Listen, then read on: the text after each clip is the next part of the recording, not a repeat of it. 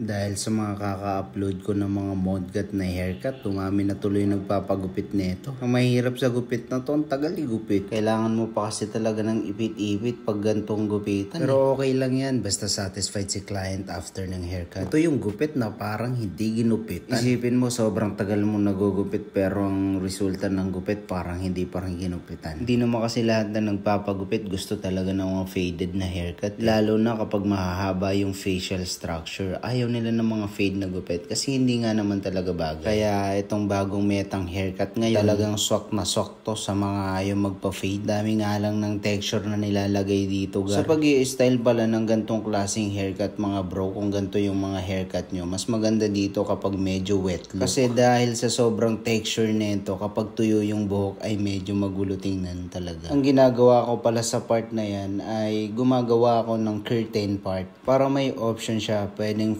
fringe type na mod cut at pwede namang curtain type na mod cut.